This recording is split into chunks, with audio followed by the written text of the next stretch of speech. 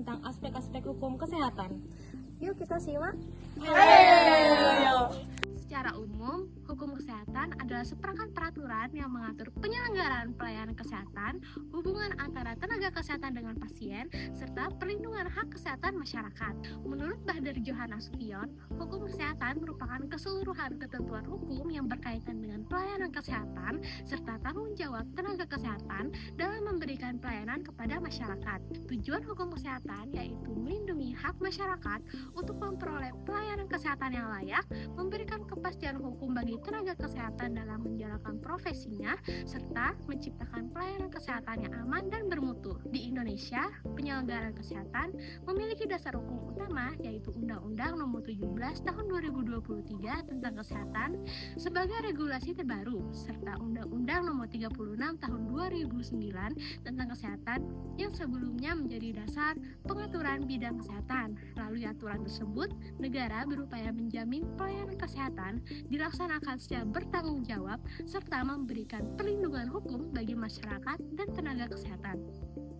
Hukum kesehatan lingkungan merupakan bagian dari hukum kesehatan yang mengatur perlindungan kesehatan masyarakat dari faktor lingkungan yang dapat menimbulkan gangguan kesehatan seperti pencemaran air, udara, tanah, dan pengelolaan limbah. Menurut Sukitjono Tuatmojo, kesehatan lingkungan adalah upaya menjaga kondisi lingkungan agar tetap sehat sehingga dapat mencegah terjadinya penyakit pada masyarakat. Di Indonesia, pengaturan kesehatan lingkungan memiliki dasar hukum antara lain Undang-Undang Nomor 17 Tahun 2023 tentang Kesehatan serta Undang-Undang Nomor 32 Tahun 2009 tentang perlindungan dan pengelolaan lingkungan hidup. Contoh kasusnya adalah pembuangan limbah industri ke sungai yang digunakan masyarakat untuk kebutuhan sehari-hari sehingga menyebabkan pencemaran lingkungan.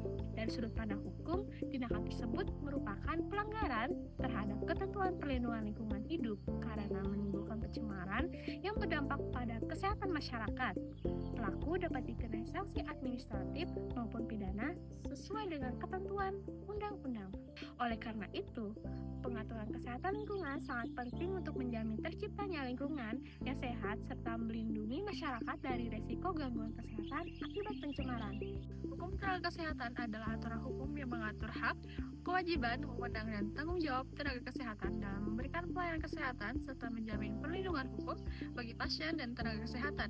Berdasarkan Undang-Undang Nomor 17 Tahun 2023 tentang Kesehatan Pasal 1 Ayat 7, tenaga kesehatan adalah setiap orang yang mengabdikan diri dalam bidang kesehatan serta memiliki sifat profesional, pengetahuan, dan keterampilan melalui pendidikan tinggi yang untuk jenis tertentu memerlukan kewenangan untuk melakukan upaya kesehatan. Selanjutnya mengenai payung hukum tenaga kesehatan di Indonesia, yaitu Undang-Undang Nomor 17 Tahun 2023 tentang Kesehatan yang mengatur penyelenggaraan serta praktek kesehatan.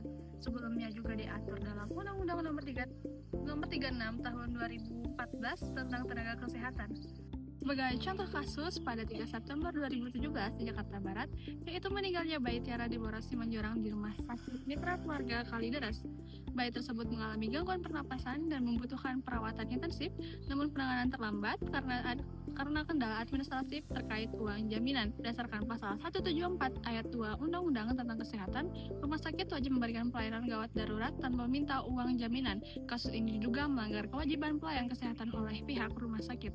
Hukum pengobatan tradisional merupakan regulasi yang mengatur tentang penyelenggaraan, praktik, dan perlindungan hukum bagi pemberi dan penerima pelayanan kesehatan berbasis tradisi, keterampilan, dan juga kearifan lokal yang dilakukan secara turun-temurun.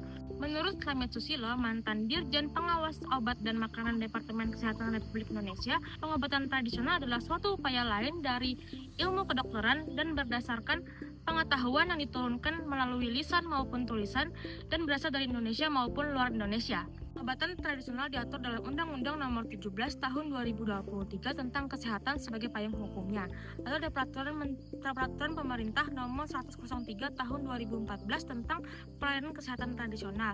Lalu ada peraturan Menteri Kesehatan Nomor 15 Tahun 2018 tentang penyelenggaraan pelayanan kesehatan komplementer. Lalu ada peraturan Menteri Kesehatan Nomor 61 Tahun 2016 tentang pelayanan kesehatan empiris. Lalu terakhir ada peraturan Menteri Kesehatan Nomor 37 Tahun 2017 tentang pelayanan kesehatan tradisional integrasi. Pada tahun 2023 terdapat suatu kasus di mana praktisi pijat tradisional memberikan pelayanan kesehatan dan juga memberikan resep obat-obatan kepada pasien tanpa memiliki keahlian medis, surat terdaftar penyehat tradisional atau STPT, dan juga surat izin praktek tenaga kesehatan tradisional atau SIP-TKT. Kasus tersebut melanggar peraturan pemerintah nomor 103 tahun 2014 yang mengharuskan setiap tenaga penyehat tradisional memiliki surat STPT dan juga SIP-TKT.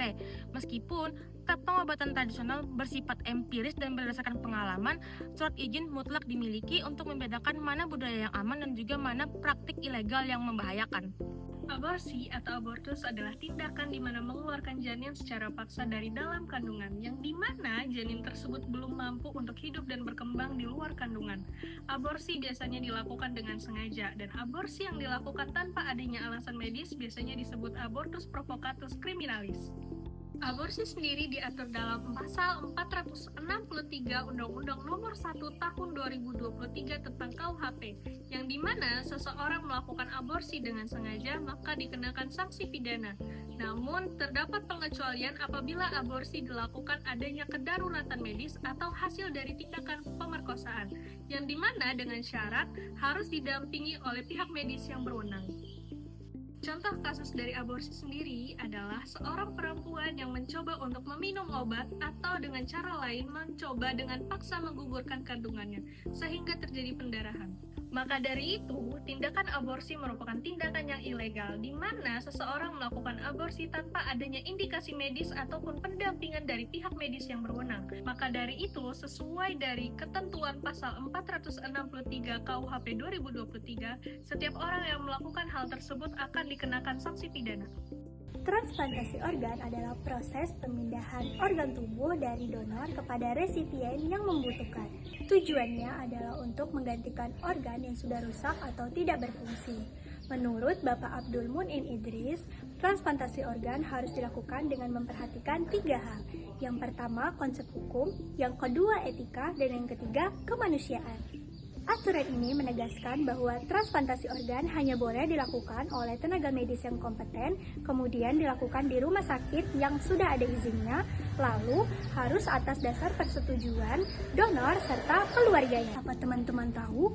Pada tahun 2010, terbongkar sebuah jaringan jual beli organ secara ilegal di Jakarta. Para pelaku merekrut warga-warga miskin untuk menjual organ ginjalnya dengan iming-iming uang jutaan rupiah. Operasi ini dilakukan secara sembunyi-sembunyi tanpa adanya pengawasan hukum. Pelaku dapat dijerat hukuman pidana berupa penjara maupun denda, sehingga perlu adanya pengawasan hukum terhadap transplantasi organ yang ada di Indonesia untuk mencegah eksploitasi terhadap manusia. Nah, itu dia pembahasan dari kelompok kami mengenai aspek hukum kesehatan. Semoga materi ini dapat bermanfaat untuk kita semua ya. Sekian dari kami kelompok 5. Terima